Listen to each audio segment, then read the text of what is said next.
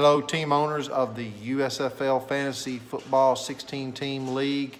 My name is Ray Jennings. I am the commissioner of both leagues, and I am here to bring you highlights and previews. What a great week it was. If anyone did see Michael Rodriguez, Bulls owner, production last week, if you did not see it, it's still in the 16-team chat window, and it is worth a look. It is a bit longer than our usual ones are, but I really enjoyed it. I've watched it 2 or 3 times, and Michael really brings it with his production. I believe he's going to do week 13 and round 1 of the playoffs, so everyone should look forward to that. He has definitely set the bar high. I've still got to work on my backdrop. You can see my Doberman back there. She is irritated because I'm giving this phone attention instead of her. So, Abby, so here we go. A little bit of fun there. I guess the dog of the week game is where we should start, as my dog has set the pace there. The dog of the game this past week, according to Michael Rodriguez, was the Bandits and the Generals. I agree, the Bandits have had a terrible season. They're a terrible team to watch. Sorry, Brian, Tracy, for that. But you are the bottom feeder this year in the 16-team league, no doubt. That game turned out 23-19 for the Generals. And even though the Generals team does not look that great, they are only 1 game out in the Atlantic Division going forward. The game of the week this past week, according to Michael Rodriguez, was the Memphis Showboats and the Oakland Invaders. It was not a close game. It was not pretty. It was not interesting. The Showboats win on the point spread by 16 points, 15 points, 35, 19 points, 35-16. I'll get my math right. Took an ass whipping there. Showboats beat the Oakland Invaders in this game. And the upset of the week, Boston Breakers and the Pittsburgh Maulers. Michael Rodriguez called that one, and it did not turn out that way. The Maulers go down as the Breakers are tied for first in the Atlantic Division, 23-21 in a close game. The remainder of last week's games, the Blitz win over the Bulls, but they lose Connor Cup. This is killer. Blitz kind of playing behind the 8 ball in the Central Conference right now, Central Division. But I tell you, the Blitz play all 3 of their divisional foes the remaining of the season.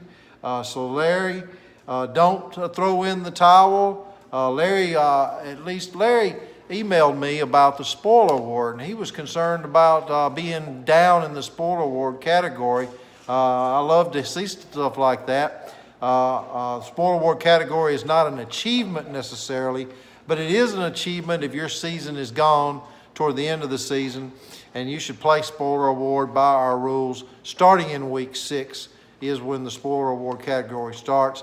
On the main league page, we have the spoiler award category results, the tally, the ongoing tally, so stay tuned to that when you're looking at the spoiler award. But I tell you, Larry's not going to be in the spoiler category, I don't think, this year.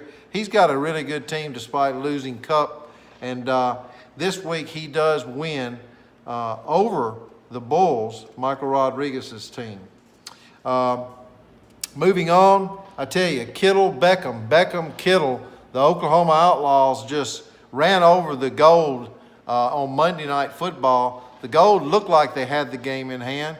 We knew the Outlaws were going to come into Monday Night Football with Kittle, Beckham, Kittle, Beckham, and he did. And he pulled out that game, being down by 8.5 points going into it to win in Monday Night Football. Kyle Smith and Craig Christian, 30-29 over Ricky Carver's Denver Gold.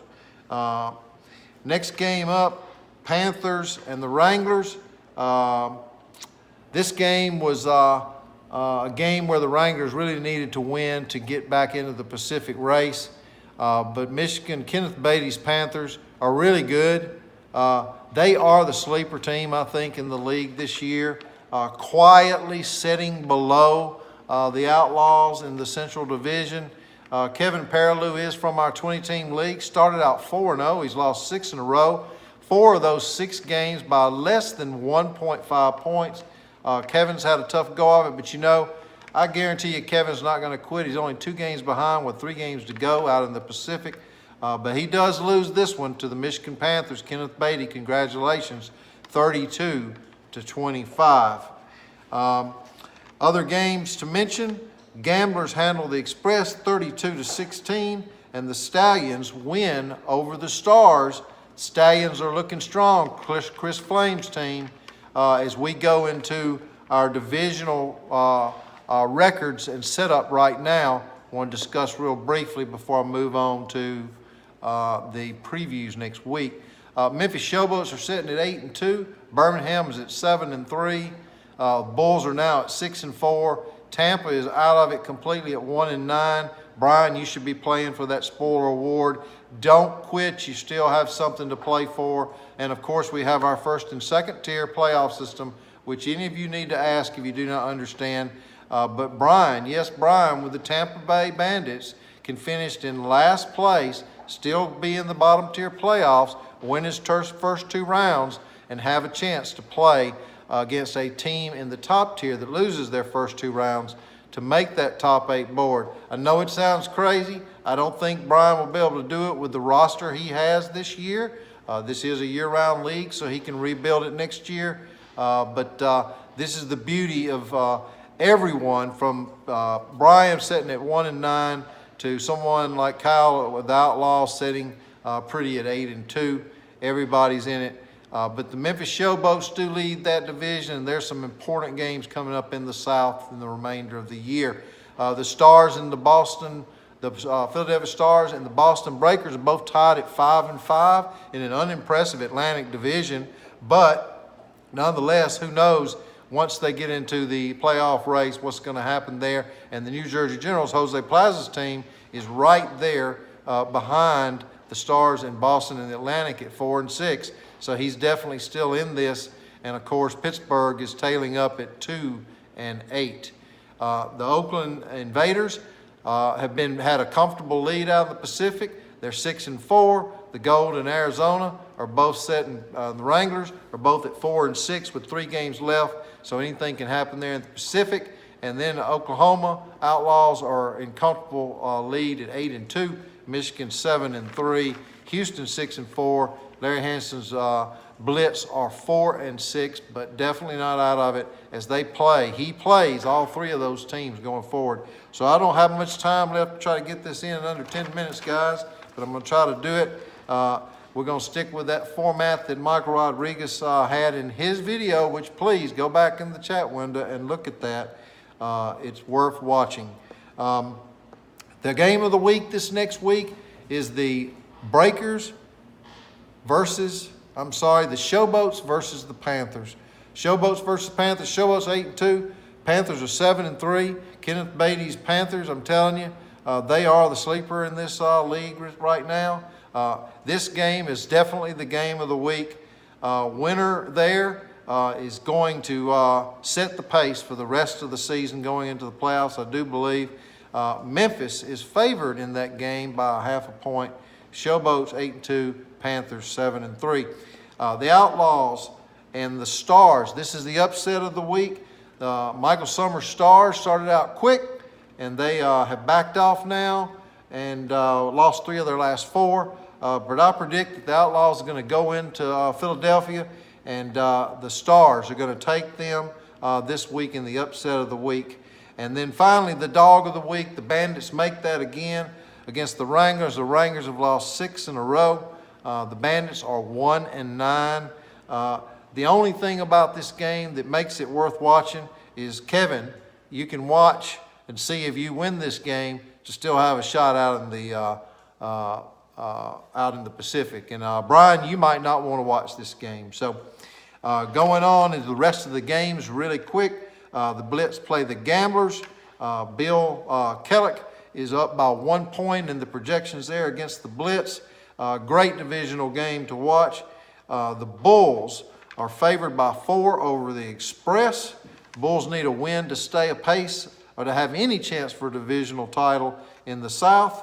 The Express are tailing back, trying to find a mid-range spot to go into the second-tier playoff spot. Also, the Gold versus the Stallions. The Gold were making a run. The Stallions have a very good team. I think the Gold Rush is over this year for Ricky's Gold, and the Stallions, Chris Flame, is on fire. So, and then finally, the Generals and the Invaders. The Invaders are on a little slide. They are still in first place, of course, out in the Pacific, but the Generals have something to say about that as they're one game back. It's going to be a great week, guys. Line them up. Let's have fun. Next week, Kyle Smith will be doing the highlights and previews. And the week after that, I think El Briscoe is going to be doing. And then Michael Rodriguez is going to cap us off the first week of the playoffs. We look forward to all these productions and everything that's going on, all things USFL. Speak up, chime up, and we appreciate each one of you. Have a great week.